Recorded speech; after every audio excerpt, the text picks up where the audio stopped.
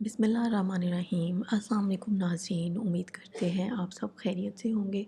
नाज़रीन, आपके लिए एक और बहुत इन्फॉर्मेटिव वीडियो लेके हम आए हैं और हमारी आज की वीडियो का टाइटल खैर है, भलाई है और तमाम नूए इंसान की भलाई। हम आज इस बात को डिस्कस करेंगे और हम कोशिश करेंगे कि आपके सामने आसान अल्फाज में अपनी इन्फॉर्मेशन को ला सकें। लेकिन नाज़रीन, हम हमेशा आपको ये कहते हैं कि ये इन्फॉर्मेशन आप ज़्यादा से ज़्यादा शेयर किया करें, क्योंकि अच्छी चीज़ें, अच्छी बातें, इनको जितना ज़्यादा शेयर किया जाए उतना ही ज़्यादा एक तो हमें सेल्फ़ सेटिस्फेक्शन मिलती है कि हमने कोई अच्छी बात दूसरों तक पहुंचाई है।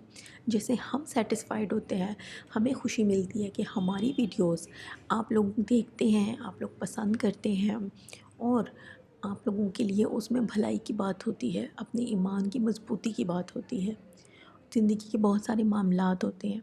तो नाज़रीन, इसीलिए हम आपको कहते हैं कि हमारी वीडियोस को ज़्यादा से ज़्यादा शेयर किया करें। क्योंकि हम हर बात आपको फरमान इलाही के हवाले से बताते हैं। कुरान कुरान पाक में जो चीज़ें दर्ज हैं उनका हवाला देते हैं, अहादीस का हवाला देते हैं, कुतुब के हवाले देते हैं। फिर आपको हम उस जवाब को, उस डिस्कशन को आप तक लेकर आते हैं। तो खैर, ये बातें तो हम करते रहेंगे। हम अपने टॉपिक को स्टार्ट करते हैं और आज हम बातें करेंगे खैर की, भलाई की और खैर की कुंजी किस तरह बन सकते हैं हम इंसान। तो हम इस टॉपिक को आज डिस्कस करेंगे। शुरू ही हम जो है हज़रत अनस बिन मालिक रज़ी अल्लाह अन्हु की जो यानी उन्होंने एक हदीस जो रवायत की है उससे स्टार्ट करते हैं। नबी करीम सल्लल्लाहु अलैहि वसल्लम की एक सबक आमोज़ हिकमत से भरपूर हदीस उन्होंने रवायत की है कि नबी करीम सल्लल्लाहु अलैहि वसल्लम ने फरमाया, लोगों में कुछ ऐसे हैं जो खैर की कुंजियाँ हैं और शर के ताले हैं, और कुछ लोग ऐसे हैं जो शर की कुंजियाँ हैं और खैर के ताले हैं। चुनाचे जिस शख्स को अल्लाह ताला खैर की कुंजी और शर का ताला बना दे वो बड़ा खुश नसीब है, और जिस शख्स को अल्लाह ताला शर की कुंजी और खैर का ताला बना दे वो बदबख्त इंसान है, बर्बाद इंसान है। हमने ये हदीस मुबारक पढ़ ली और इसमें कितनी हिकमत अफरोज़ बात इरशाद फरमाई गई जो हर इंसान को अपने किरदार और गुफ्तार का मुहासबा करने पर आमादा करती है। क्योंकि दुनिया में इंसानों की तबीयत और मिजाज अल्लाह ने ऐसा बना दिया है कि एक इंसान दूसरे इंसान से ज़रूर मुतासिर होता है। मसलन मुलाज़िम अपने ऑफ़िसर से, औलाद अपने वालिदैन से, मुहिब अपने महबूब से, शागिर्द अपने उस्ताद से, मुरीद अपने मुर्शद से, मुक्तदी अपने इमाम से और रियाया अपने निगरान और हुक्मरान से। अलगर्ज़ हर छोटा अपने बड़े से ज़रूर मुतासिर होता है और इसकी नकाली करता है।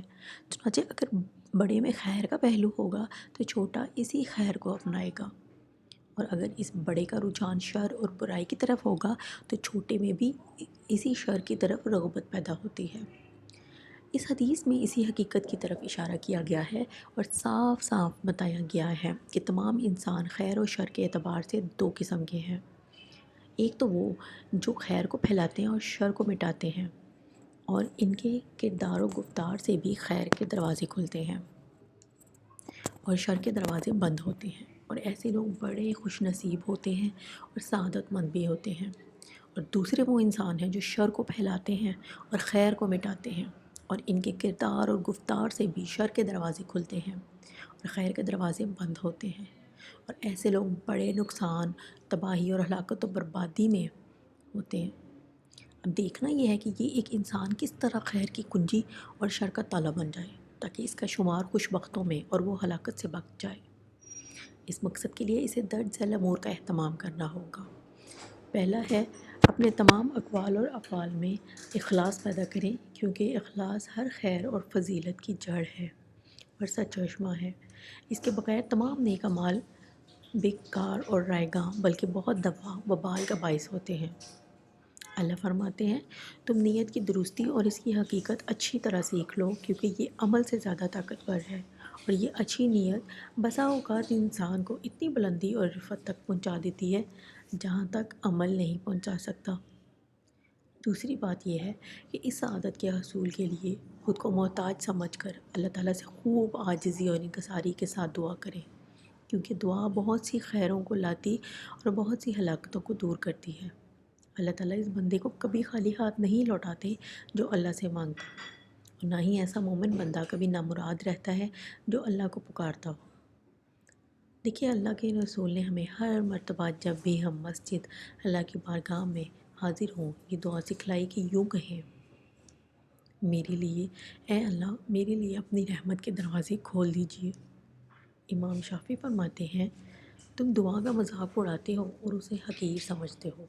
تمہیں معلوم ہے کہ دعا نے کیا کام انجام دیا؟ رات کی دعاؤں کے تیر غلطی نہیں کرتے، لیکن ان کا ایک وقت ہے اور اس وقت کا گزرنا ضروری ہے۔ میرا رب جب تک چاہے ان کو روکے رکھتا ہے اور جب فیصلہ کر دیتا ہے تو ان تیروں کو نشانے پر بھیج دیتا ہے۔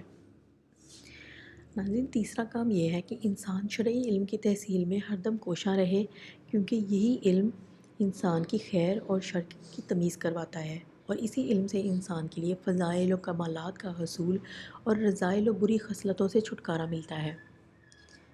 علوم شریعہ سے ہی حق اور باطل کی پہچان ہوتی ہے، سنت اور بدعت میں تمیز ہوتی ہے، اور ہدایت اور ضلالت کا فرق پتہ چلتا ہے۔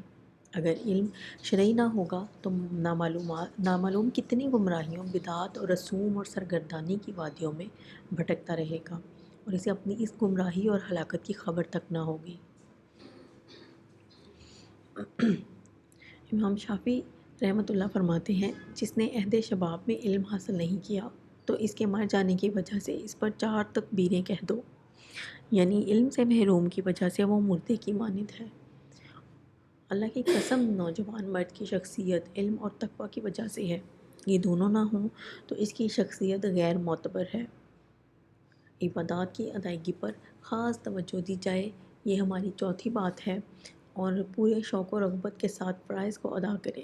نماز کا سب سے زیادہ اہتمام کرے، کیونکہ یہ عمل خود انسان کو بھی برائیوں اور منکرات سے روکتا ہے، اور جب کوئی بڑا خود ان عبادات کی ادائیگی پر مداومت اختیار کرے تو اس کے ماتحت افراد، خواہ شاگرد ہوں یا مرید یا ملازم وغیرہ، وہ بھی ان عبادات کی طرف بآسانی مائل ہو سکیں گے۔ اور پانچویں بات یہ ہے کہ انسان خود کو اعلیٰ اقدار اور حسن اخلاق سے آراستہ کرے، اور رذیل اخلاق اور گھٹیا صفات سے خود کو دور رکھے، کیونکہ خوش اخلاق انسان اگر کوئی نیکی کی بات نہ بھی کرے تو اس کے اعلیٰ کردار سے ہی خیر کے بہت سے چشمے پھوٹتے ہیں، اور اسی طرح اگر کوئی بد اخلاق انسان کچھ نہ بھی بولے تو اس کی بد اخلاقی ہر جگہ شر پھیلاتی ہے۔ اسی سلسلے میں امام شافعی فرماتے ہیں، نفس کی حفاظت کرو اور اس کو محاسن کے اپنانے پر ابھارو۔ زندگی پرامن گزارو گے اور اچھائی کے ساتھ ذکر کیے جاؤ گے، لوگوں سے کشادہ پیشانی سے پیش آؤ، زمانہ تم سے منہ موڑے یا دوست بے وفائی کرے، تم ہر حال میں اپنا اخلاقی معیار اونچا رکھو۔ نبی کریم صلی اللہ علیہ وآلہ وسلم کی ایک حدیث ہے، تم میں مجھے سب سے زیادہ محبوب اور قیامت کے دن میری مجلس میں مجھ سے زیادہ قریب وہ شخص ہوگا جس کے اخلاق تم میں سب سے اچھے ہوں گے۔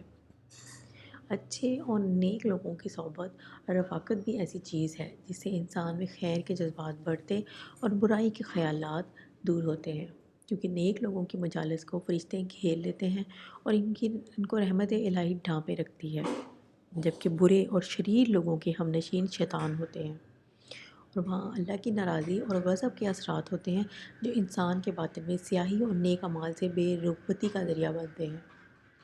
امام شافعی رحمۃ اللہ بہترین دوست کے آداب یوں بیان کرتے ہیں کہ ہر اس دوست کو میں چاہتا ہوں جو میری حمایت کرے، میری لغزشوں سے چشم پوشی کرے، یعنی میری لغزشوں کو اچھالتا نہ پھرے، میری منشا کے کاموں میں میری تائید کرے، میری زندگی اور مرنے کے بعد بھی میرے حقوق کا پاس و لحاظ رکھے۔ بس کوئی ہے میرے لیے اس وصف کا حامل، کاش میں اسے پا لوں تو اپنی نیکیوں میں برابر کا حصہ دار بنا لوں۔ تو ناظرین، امید کرتے ہیں کہ آپ کو ہماری آج کی ویڈیو اچھی لگی ہوگی، اور آپ اسے ہمیشہ کی طرح آپ سے ریکویسٹ کریں گے کہ آپ اس ویڈیو کو زیادہ سے زیادہ شیئر کریں، اتنی خوبصورت باتیں خود بخود انسان کا دل چاہتا ہے کہ ان کو شیئر کریں تاکہ زیادہ لوگ ان چیزوں کو، ان بھلائی کی چیزوں کو جان سکیں۔ اس کے ساتھ ہی آپ سے اجازت چاہیں گے۔ اللہ حافظ۔